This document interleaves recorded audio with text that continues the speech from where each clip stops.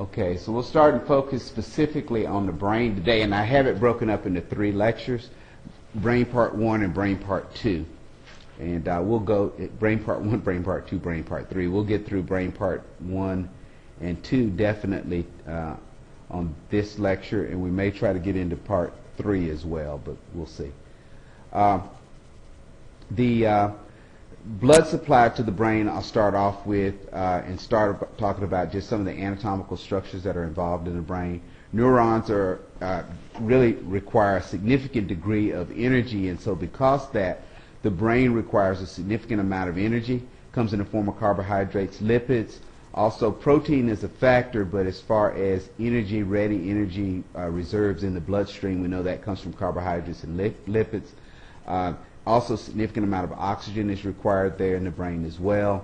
So because of the billions of neurons that are located inside the brain, the demand for nutrients in the form of carbohydrates, lipids, and oxygen is very, very significant inside the brain.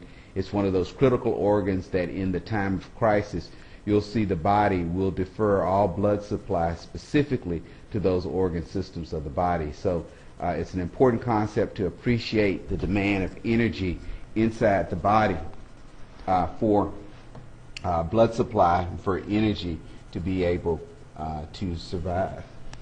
Darken that up just a little bit. Okay. Most of the venous blood supply in the brain leaves the cranium from an internal jugular vein. I bring that up because when I looked at some of the previous nursing exam, it also demonstrated to you where does some of the venous blood supply come from, or from the brain. Well, we see the internal jugular vein and the dural sinuses are the primary area where we'll see most of the venous blood supply leave from the brain or leave from the cranium. In the case of a head injury that damages the cerebral blood vessels, it causes bleeding in the dura mater, either near the level of the dural epithelium, and you remember there are 3 layers that cover the brain. The dura layer is the toughest, thickest layer that's most superficial lining, closest adhered to the skull. It's between the outer layer of the dura mater and the bone where this bleeding will occur at. These are the most serious conditions because blood entering this space will compress and distort the soft tissue. So blood under the dura mater in closer proximity to the brain tissue itself pushes down, creates pressure on the top of the brain, and will actually shift the location of the brain. Now remember, the cranium is an enclosed cavity, and so the brain doesn't really expand. It has no other place to go except for down. The only opening outside the brain, less the internal auditory canal, which is very minute and small, the only opening that leaves out of the brain is the foramen magnum. And so the only area the brain can go in the case of even a venous bleed is to push the brain down. And when you push the brain down, it pushes on critical areas of the brain. The medulla oblongata is located there, the brain stem. And so it will cause what we refer to as a herniation, an uncal herniation will occur at the brain stem and causes serious conditions. In cerebrovascular disease, cardiovascular disorders can interfere with the normal blood supply to the brain. Cardiovascular problems such as chronic congestive heart failure, where a decreased oxygen level is perfused to the brain by the heart, condition where the heart has a weak pump, cardiomyopathy, where the heart may not be able to push enough blood supply to the brain. Anything that obstructs the blood supply, carotid artery disease, where there is a compromise in the blood flow to the brain. Any of these things that can affect the distribution of blood to the brain can cause cerebrovascular diseases. Particular distribution of vessels involved determines the symptoms. The degree of oxygen and nutrient starvation determines the severity of the condition. A cerebrovascular accident, by definition, or a stroke, occurs when the blood supply to a portion of the brain is shut off. Affected neurons begin to die, and this occurs within a matter of minutes. Now remember, cerebrovascular accident means that blood supply is not making it to a portion of the brain. So that can be from a bleeding process, a blood vessel ruptures, and so now blood can't reach to a particular part of the brain, or a blood vessel can get occluded, blocked off, and blood supply doesn't reach a particular portion of the brain. Most strokes are secondary to occlusive disease, about 80 to 90% of strokes are from an embolic effect. In other words, a little clot blocks off a blood vessel inside the brain, and then the area distal to that clot does not receive blood supply. That's why the aggressive therapy now for patients who come in with acute cerebral vascular accidents. Person comes in and has had an acute stroke, and you can time that stroke within the last hour or 2 hours. That person is a candidate for what we refer to as thrombolytic therapy. You can inject a thrombolytic which will dissolve a blood clot, because 90% of strokes are from embolic events. Now, there's some criteria you have to follow for that. The person comes in, they get an immediate CAT scan, so you rule out that 10% of people who actually have bleeds. Once that's been ruled out, then the person can receive thrombolytic therapy. I have seen it work in more than one incidence. Now, the timing is very critical. There's a narrow window of time because, again, these are blood cells. Blood cells typically, you know, the heart itself, we say there's only a window of time of about 5 minutes before you have to revive the myocardium. But if you can reperfuse these areas within the first hour or 2 hours, then typically the person can recover from the stroke with only minimal neurological sequelae. So it's very effective management, but you kind of got to be on top of it. The other process of the blood-brain barrier that's important to understand: neural tissue in the central nervous system isolated from the general circulation by a blood-brain barrier. Barrier exists because there's an endothelial cells that line the capillaries of the central nervous system. They're extensively interconnected. If you remember back to basic anatomy, talked about tight junctions and gap junctions between cells. Cells are held together in that process. Those tight junctions, the junctions there, prevent the diffusion of materials between adjacent endothelial cells.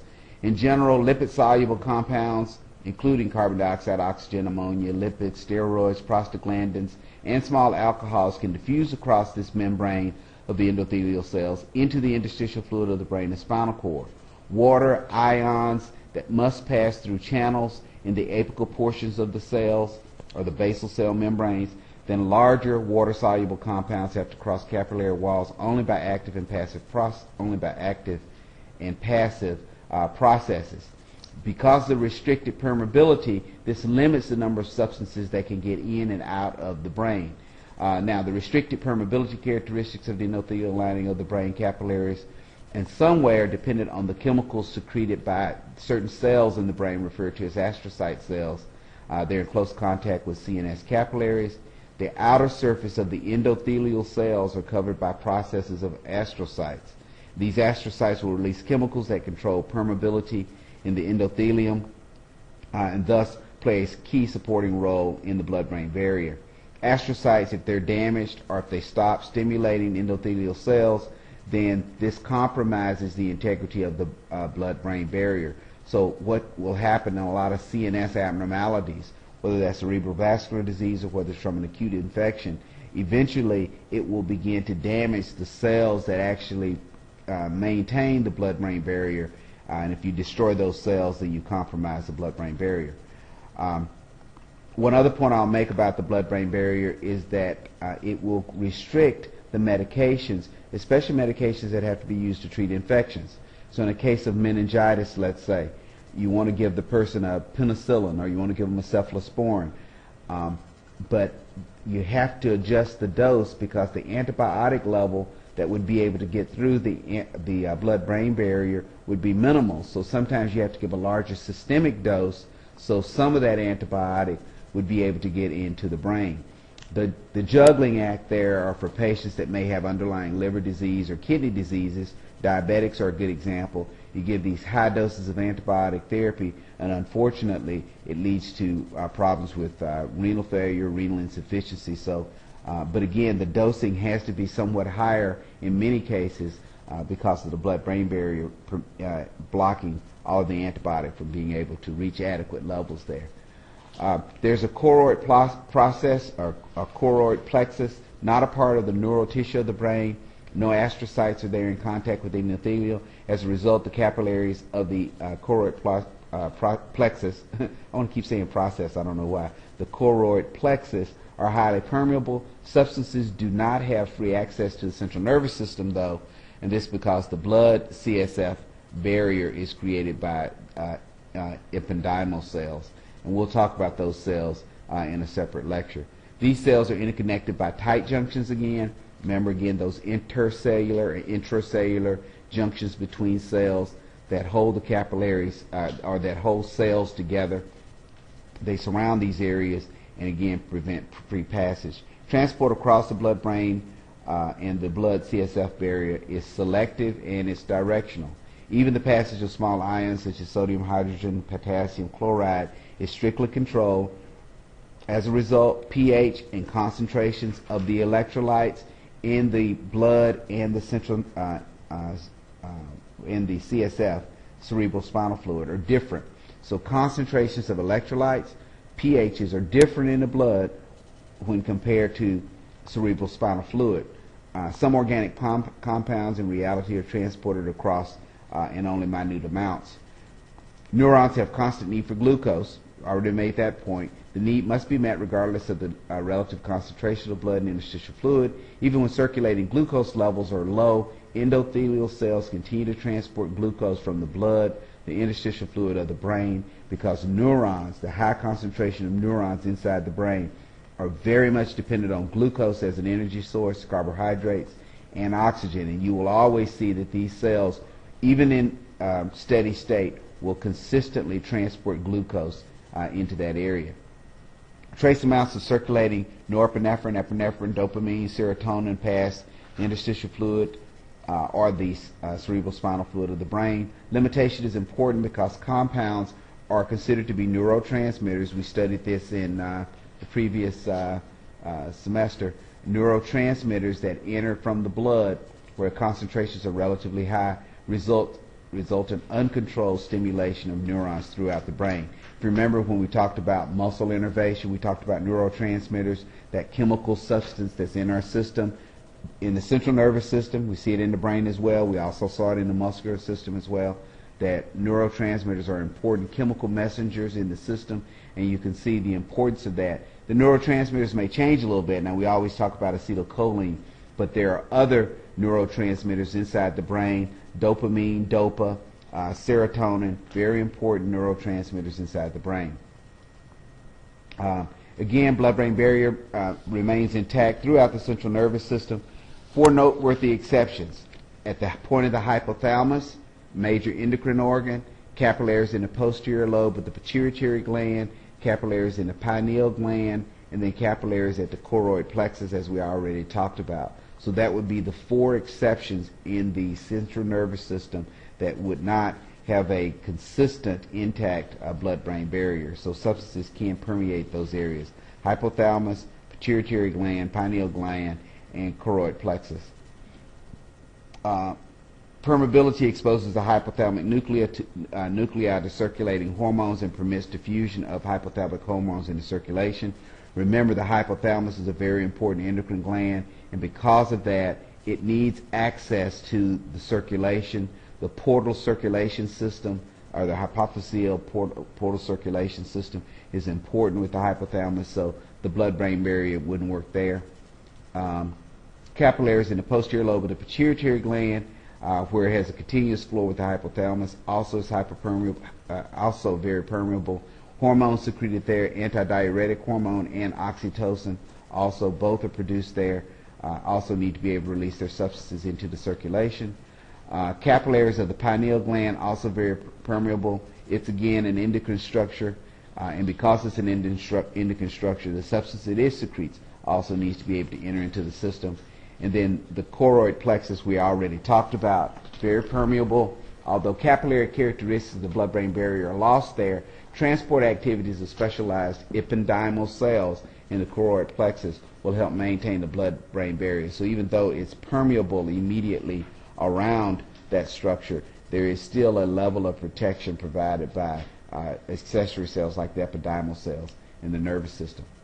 Now, the limitations, again, I think I already talked about. Healthcare providers must sometimes get specific compounds into interstitial fluid of the brain to fight CNS infections or to treat other neural disorders. There are a number of other neurological conditions that require medication that you have to give orally or parenterally, but still would have to fight the blood-brain barrier. To do this, you have to understand the limitations that are put upon us by the blood-brain barrier, and sometimes we have to do dose adjustments based upon that. Important clinically for you to be able to recognize. You'll probably see that information again on an examination, that being able to do the dose adjustment based upon the blood-brain barrier. Some other examples of limitations: Parkinson's disease, which results from inadequate release of neurotransmitter dopamine within the basal nuclei. Many of you may already be familiar with Parkinson's disease, or you both may be familiar with Parkinson's disease. Results from inadequate secretion of dopamine, and patients have a specific category of symptoms related to that. Although dopamine will not cross the blood-brain barrier or blood CSF, it's related to compounds. L-DOPA is administered orally, which passes readily and is converted to dopamine inside the brain. So this means they're giving a precursor. L-DOPA is a precursor. The precursor, you take it, it gets passed and through the blood-brain barrier as L-DOPA. Dopamine is not able to pass through there, so you have to give the precursor. Once it gets in, the precursor will then convert to dopamine. So that's a dose adjustment that has to be done because of the blood-brain barrier. Treatments of meningitis, I already alluded to. Other CNS infections and antibiotics, penicillin, tetracycline, excluded from the blood-brain barrier. Sulfa drugs, as you see, sulfazoxole and sulfadiazine, they enter the CNS very readily. So again, you would have to defer. Instead of using, your preference maybe to use penicillin or tetracycline. However, because the limitations put on us by the blood-brain barrier, we'd have to go with a sulfur-based drug, hopefully be able to fight the CNS infection. Radioiodine in the central nervous system, the blood-brain barrier breaks down. As a result, locations of injury sites, infections, tumors may be determined by the injection in the bloodstream by a tracer that normally cannot enter the CNS. But as you see in combination radioactive iodine, these tracers are permeable and would be able to enter. One common method is to use the plasma protein albumin labeled with a radioactive protein. So you actually have to tag that albumin, and radioactivity of the brain is easily detected on a brain scan. So if you tag the protein goes in the brain and then will light up on a scan. Typically a person with a tumor, the area where the tumor is, the metabolic activity of the tumor is really fast, and so it will really absorb the protein, the albumin. And so when you take, and if it's tagged with a radioactive isotope, when you take an x-ray, it really lights up, and that's how they're able to identify it on a scan. The PET scan and the MRI and the CAT scan all can use different types of substances to be able to enhance particular tissue regions, but when we use a radioactive isotope, as in this example, it's actually attached to the albumin. Then when that protein gets to that particular area, they have a special scanner that looks for that radioactivity, and it shows up a very clear, specific picture. So the use of radioactive iodine is very important and used very.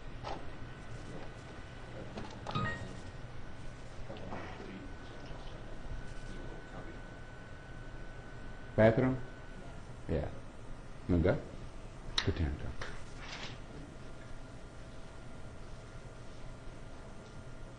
Yeah, go this way and just keep looking to your right. You'll see a water fountain, and the men's on the left, the women's on the right.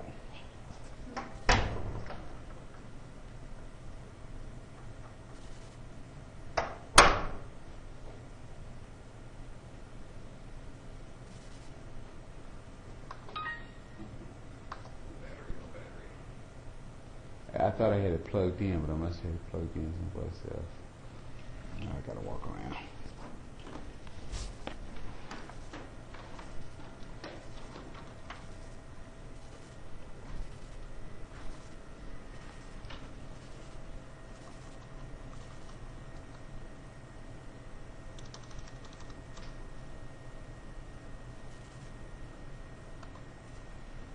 Okay, I got a question for you. Let me read you one while she's gone. Patient is brought to healthcare facility with abdominal pain and fever. Complete blood count and white cell differential are completed and indicate a shift to the left. The nurse